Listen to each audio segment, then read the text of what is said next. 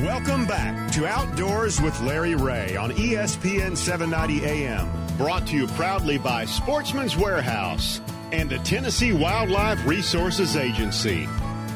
Hey, welcome back to Outdoors with Larry Ray as we stream along here on this October the 26th and the fourth Saturday, which means Ron Wong is normally here in studio with us, and also Bill Cooksey. But these guys are all down at SEOPA, where I have been and have come back at the Southeastern Outdoor Press Association in Oxford. First time it's been in Oxford forever, I think.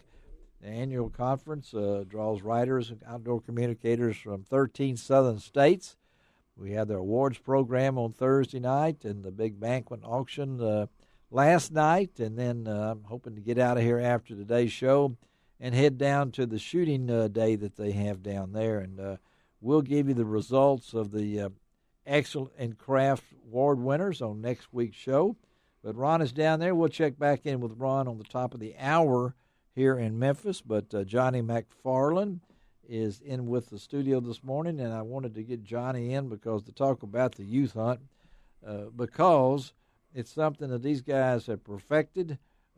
They know how to do it through the grant by the Friends of the NRA, and one thing is that you must have a hunter safety certificate, no exceptions. When I looked that up, and they put that in capitalized, which is what they should do. So let's talk about the youth hunt coming up on November the 9th. Johnny, tell us about it. On November 9, we're going to have, I think this is our 12th year to hold really? a youth hunt. Okay, all right. We'll take up to about 20 young people, boys and girls. Are you full now? No, sir. There's several places left. Okay. Then the place to register, the easy thing to do is go to midsouthquailforever.org. I've got it. There on that first page, there's a place to click to sign up a youngster. The kids have to have a hunter safety certificate. No exceptions. No exceptions. Okay. It's nice if they have a shotgun, but if they don't and get in touch with us, we'll work with them on that. Okay.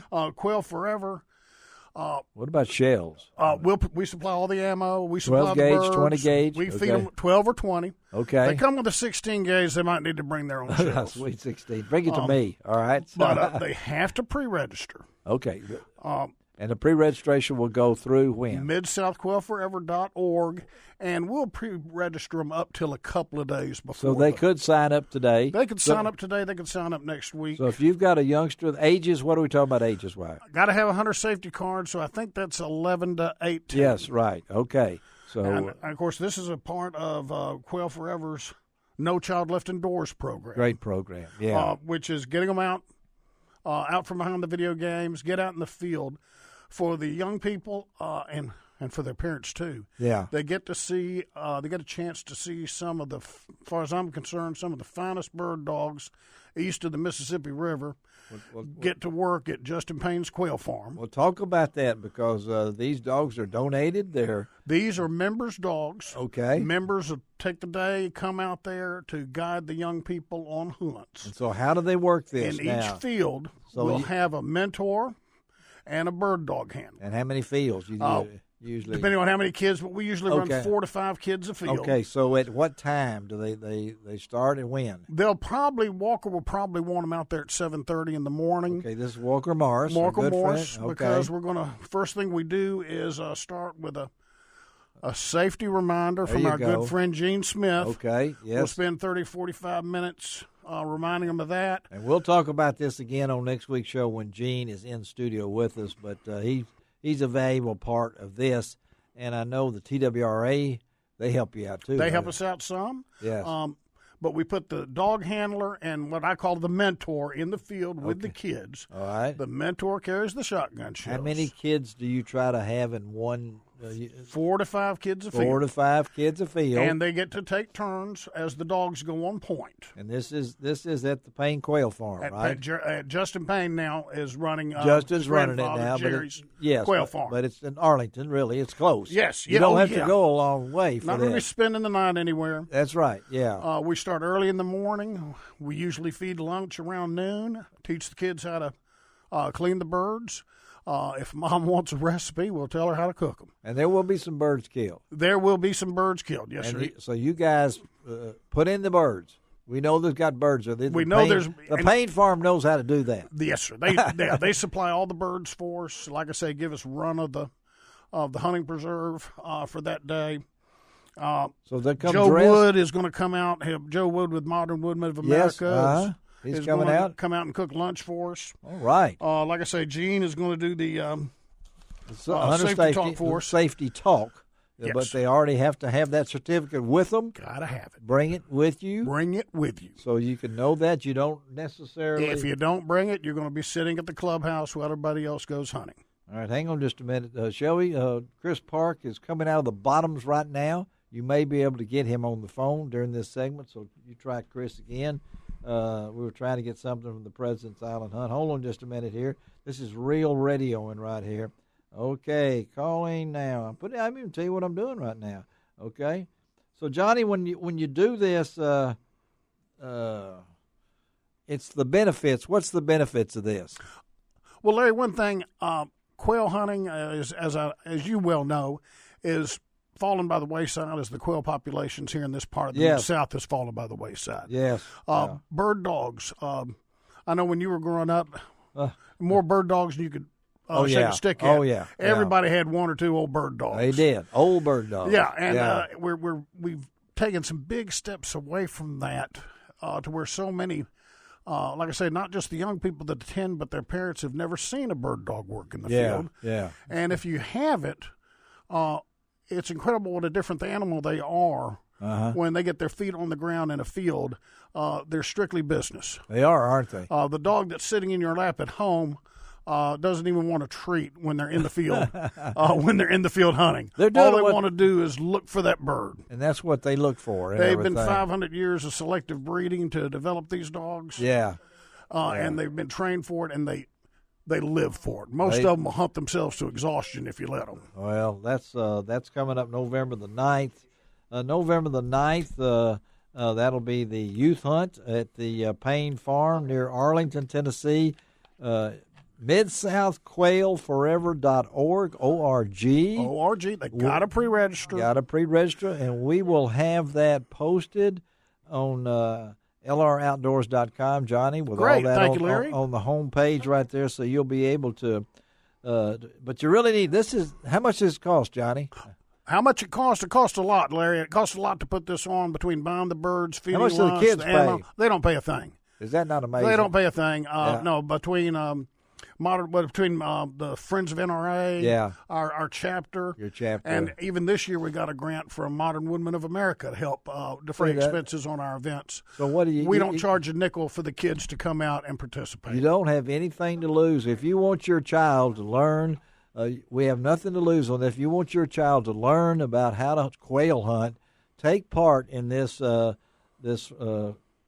Mid-South Quail Forever chapter youth hunt.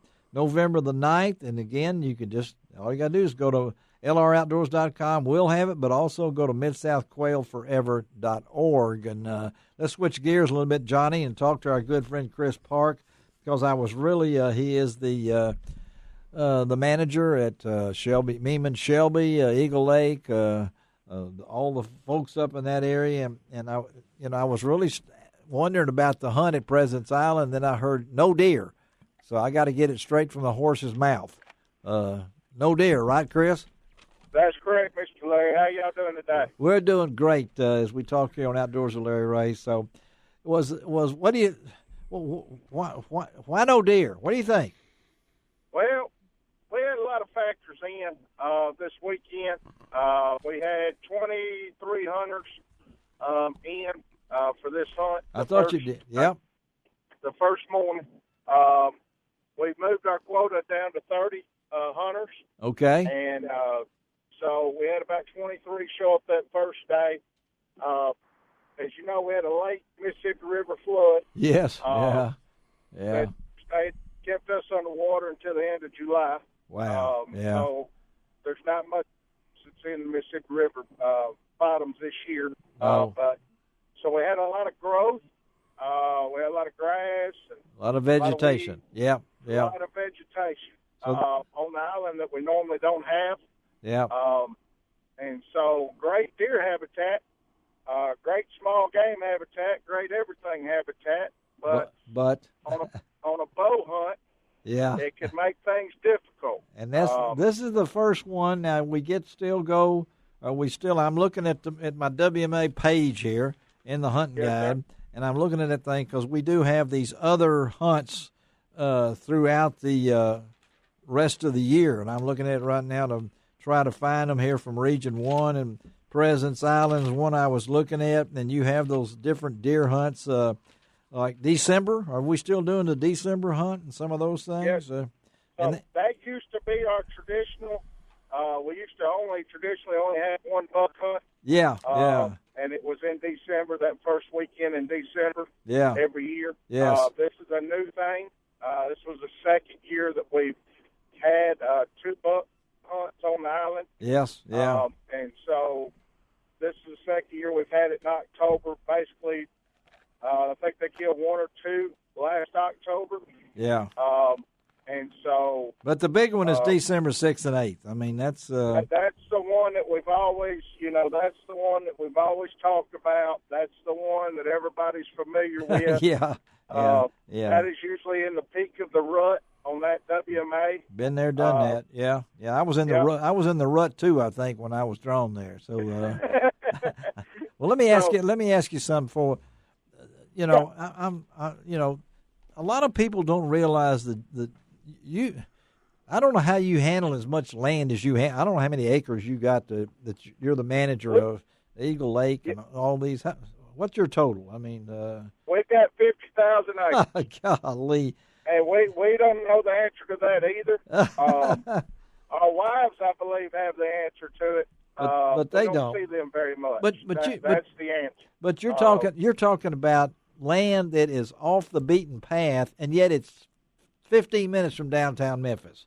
So that's correct. It's underutilized.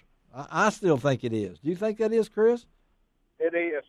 Years ago, Shelby Forest WMA was a prime WMA around Memphis that everybody came to and hunted. Yes. It used to be the only place that you could kill a turkey in the state of Tennessee. It was, yes. At Mamon Shelby. Yeah. And so we had people come from all over the country to hunt there, much less the state. But our communities around Memphis has changed quite a bit. Growing up here my whole life, our population's moved either north out of Memphis or due east out of Memphis.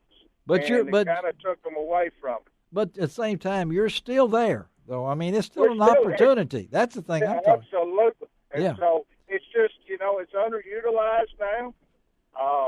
Just, I guess, with people moving out, and now that we have, wildlife everywhere now, people have turkeys now, on their farms. And, and I guess it's underutilized. It really is.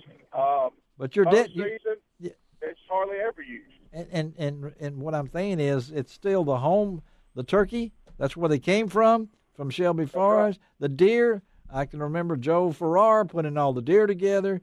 So, folks, I'm telling you, Chris, a great job with what you do. Folks, just go to the hunting guide, look at the WMAs back there, circle Chris Park's name in there, and you know that what he's doing is great job for us. You don't have to drive an hour from Memphis to find something that's beautiful, and there's nothing more beautiful than what Chris' area is. Chris, I wish we had more time. Let's talk again down the road, okay, buddy? Sounds good, Mr. Lady. Take care. All right, thank you. All right. Johnny, hope you didn't mind that. Jumping in with him right there. Thank you, Johnny. Oh, no. You going to be to stick around for a few more minutes? I'm going to stick around a few more minutes, Larry. Thanks. Let's get back. Let's take a break. Come right back on Outdoors with Larry Ray.